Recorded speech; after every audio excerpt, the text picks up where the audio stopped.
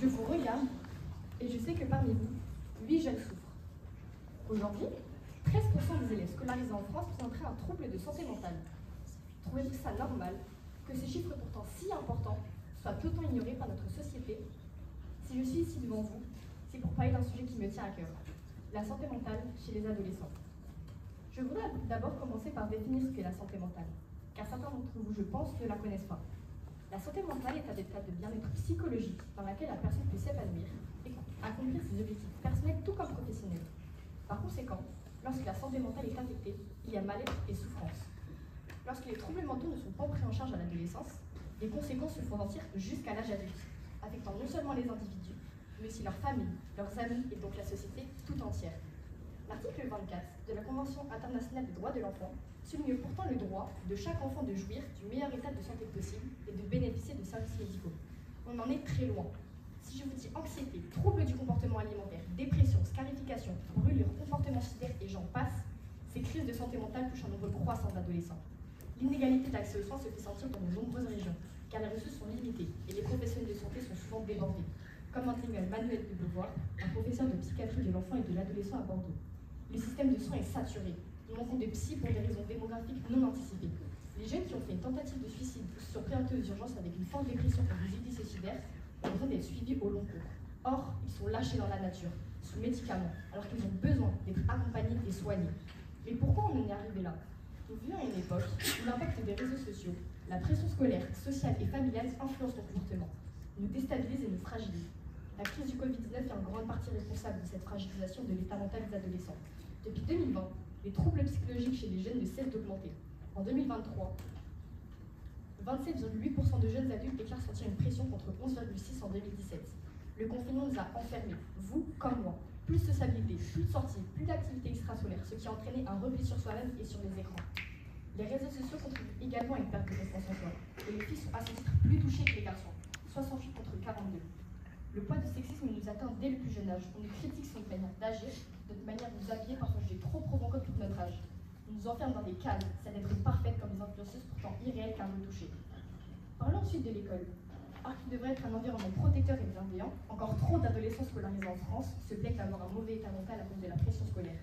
Pour se conformer aux attentes des adultes, la pression est tellement forte qu'elle nous empêche de vivre à notre rythme. Près de 24% des lycéens expriment être stressés, épuisés et déprimés. Celle-ci se manifeste de différentes manières, émotionnellement dans un premier temps, le découragement face aux apprentissages, l'anxiété, voire pire, la dépression. Ajoutez à cela des symptômes physiques, tels que des maux de tête, d'estomac, des troubles digestifs, des troubles alimentaires ou des difficultés à dormir, qui engendrent la prise de médicaments soi-disant miraculés mais souvent aggravants. Voici le témoignage d'Elma Dori Lazareth, une lycéenne bordelaise de 18 ans en toute proie à des troubles anxieux depuis ses 14 ans. Je suis arrivée en seconde de lycée, alors qu'en troisième, les profs m'ont dit que ça se passerait mal pour moi. Du coup, j'ai ressenti la pression dès la rentrée. J'ai rapidement développé des troubles du comportement alimentaire. C'est lors de ma première semaine que j'ai fait ma première crise d'angoisse. J'ai cru m'étouffer sans pouvoir respirer, sans comprendre pourquoi il m'arrivait tout ça. J'ai complètement paniqué, et c'est l'infirmière scolaire qui m'expliquait attaque de panique. À la maison, c'était tendu, parce que personne que je comprenait que je ne voulais plus aller au lycée, que je ne pouvais plus. Je me réveillais tous les matins en pleurs sans pouvoir respirer, parce que je vomissais sur la route du lycée où je faisais des malaises. J'ai toujours aimé l'école. Je suis une nature très sociable, moi tellement bavarde, impossible de sortir un mot. Je ne voulais plus sortir ni parler. Alors s'il vous plaît, laissez-nous le temps d'être des adolescents avec nos points forts et nos points faibles. Laissez-nous nous tromper, laissez-nous nous trouver, d'expérimenter. Et surtout, ne prenez pas à la légère nos sauts d'humeur, notre stress, notre dépression. Surtout que nous sommes en pleine crise d'adolescence et que ça va passer. Alors c'est un sujet très sérieux qu'il faut rapidement traiter avant qu'il ne dégénère en comportement autodestructeur jusqu'à conduire au suicide. D'après l'UNICEF, le suicide est la 3e cause de décès chez les 15-19 ans à travers le monde. Mais il ne faut pas choquer de voir que le suicide devient la seule solution pour se débarrasser de ce poids écrasant que nous portons sur nos épaules chaque jour. Les adultes sont censés nous aider à porter ce fardeau, nous aider à l'alléger. Et face à ce tableau très noir, je voudrais apporter un peu de lumière et vous expliquer les solutions que nous pourrions mettre en place. Il faudrait en premier lieu sensibiliser et éduquer sur la santé mentale, en faisant pour notre santé physique. Nous devons avoir accès à des informations fiables et adaptées, nous permettant de mieux comprendre nos émotions, nos besoins et nos droits en matière de santé mentale. Il faudrait parler davantage de psychologues, de conseillers et d'enseignants pour offrir plus de soutien. Cela signifie également favoriser des espaces qui nous sont faits en sécurité pour s'exprimer sans crainte de jugement et éviter les isolements psychiatriques.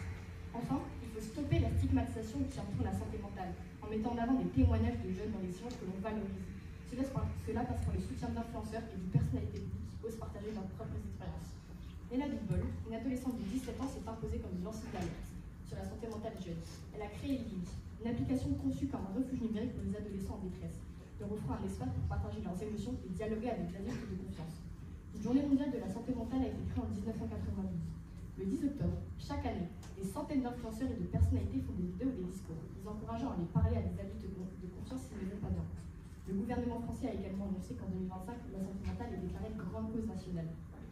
La santé mentale des jeunes est aussi importante que la santé physique. Elle devrait être prise en compte par des professionnels. La jeunesse ne doit pas rester seule dans son combat. Il en va du bien-être de la société tout entière. Je voudrais finir sur les mots de Jiddu Krishnamurti, un philosophe indien. Ce n'est pas un signe de bonne santé d'être adapté à une société profondément malade.